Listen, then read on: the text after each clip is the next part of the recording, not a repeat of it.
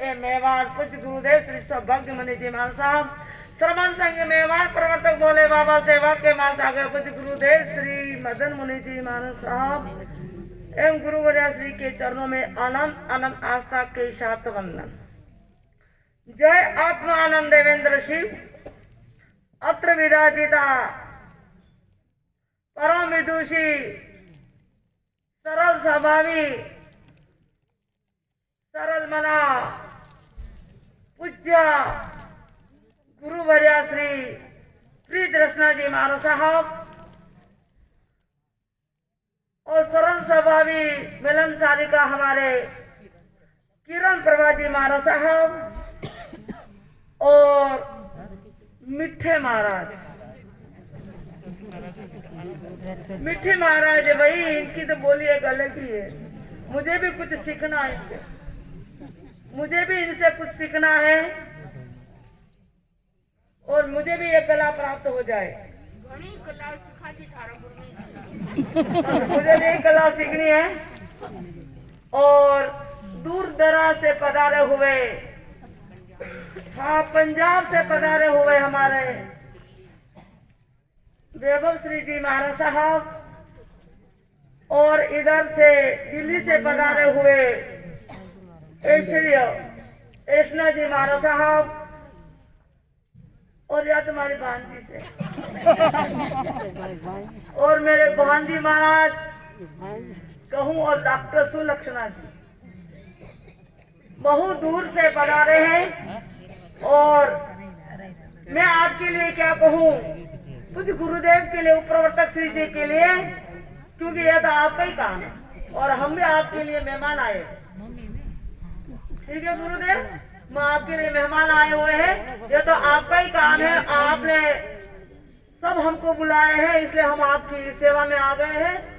तो ऐसे सभी को वंदन नमस्कार करते हुए सुज्ञ बंधु सुशील माताओं, आज पूज्य गुरुदेव श्री की क्या है दीक्षा शक्ति और भक्ति का संगम मेवाड़ की महिमा महिधरा अकोला में एक सूर्य का उदय हुआ था। वह सूर्य दसों दिशाओं में घूमता हुआ वापस क्या है कीकड़िया ग्राम में अस्त। संयम का सूर्य जिन्होंने 74 साल तक जन मन के हृदय में बस गया, उनके व्यक्तित्व के बारे में मैं क्या कहूं। आप सब जानते हैं कि उनका व्यक्तित्व कैसा था। आज मेवाड़ के अंदर जो कुछ भी है उन्हीं की देन।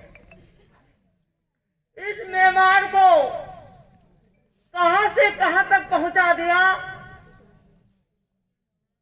उन्हीं की कृपा दृष्टि इस मेवाड़ पर रही और मेरे पर तो अनंत अनंत उपकार था कि मैं कहीं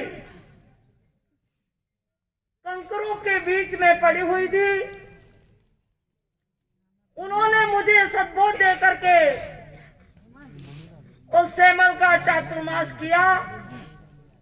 उस समय मुझे सिर्फ एक ही बात कही थी कि वनिता तुझे क्या करना है। मैंने कहा गुरुदेव मेरी संयम लेने की इच्छा है और मुझे भी आप रत्न त्रय दीजिए। गुरुदेव ने फरमाया जैसी तेरी इच्छा है उसी के अनुसार कार्य हो जाएगा।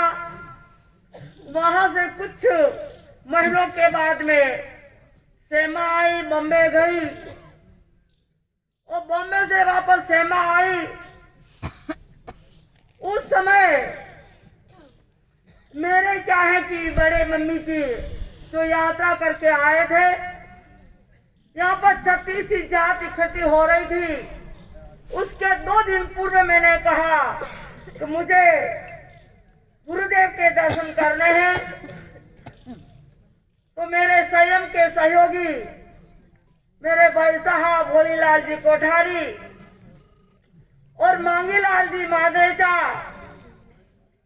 जो मैंने कहा और मेरी बड़ी मम्मी ने कहा 2 दिन के लिए रुक जा, इतने मेहमान बाहर से आ रहे हैं, तू कहाँ जा रही है? मैंने कहा नहीं, मेरा अब दिल यहाँ से उठ गया है, मुझे जाना है। मेरी माता श्री भी मेरे साथ में आई थी और कहाँ पर गांव के अंदर कहाँ पर कालियास, कहाँ बीटा, कहाँ वो दूसरा तीसरा गांव था कालाहद है, आदि गांवों में हम गए थे। कोई बसों का साधन नहीं था, बैलगाड़ी का साधन किया था हमारे पिता वाले कोठारी साहब ने। और उन्होंने कहा कि आपको कहाँ जाना है? कि गुरनी जी महाराज साहब के दर्शन के लिए जाना है। अरे गुरनी जी महाराज साहब तो बहुत दूर विराज रहे हैं और आपको जाना है तो गुरुदेव का दर्शन कर लीजिए। तो फिर घूमते हुए वही बैलगाड़ी में बैठ करके हम 4 जन थे और एक वहां से और आया था। सब बैठ करके क्या है कि हम कालियास में पहुंचे और कालादेह में गुरुदेव विराजमान थे। वहां पर दर्शन करने के लिए गए, दर्शन किया। गुरुदेव ने कहा कहाँ मंगरा और कहाँ मेवाड़? मध्य मेवाड़ में तुम आए हो, कैसे आए? तो सारी की सारी हिस्ट्री बताई किस तरह से हम यहाँ पर आए। तो गुरुदेव ने कहा ठीक है, भोजन आदि कर लीजिए। भोजन आदि किया, गुरुदेव की सेवा में रहे, घंटे पर वहां पर बैठे। उसके बाद में कहा कि गुरनी जी महाराज साहब कहाँ विराजमान है, उनके दर्शन करने, उनकी सेवा में मुझे जाना है। गुरुदेव ने कहा ऐसे तुम जा नहीं सकते हो, यहाँ पर क्या है कि कालादेव से। तो वहां से एक भाई को और साथ में किया, पारस मल्लिका मेहता को वहां से साथ में किया और सब मिलते हुए हम क्या है कि वापस वही बैलगाड़ी और बैलगाड़ी से हम लिमाड़ा आए थे। मोड का लिमाड़ा जहाँ पर आशिया का परिवार वहाँ पर रहता है। तो वहाँ पर आए, वहाँ पर गुरुवर्य का दर्शन किया, वहाँ पर रुके और उसके बाद में हमारे मांगीलाल जी और क्या है कि भाई साहब मम्मी आदि ने कहा कि अब हम जाते हैं। गुरुवर्य ने कहा आज तो रुक जाओ, नहीं हम वहाँ पर का कार्यक्रम छोड़ के आए हैं और वहाँ पर भी सारा कार्यक्रम हो गया होगा। तो इस तरह से यह गुरुदेव की देन थी।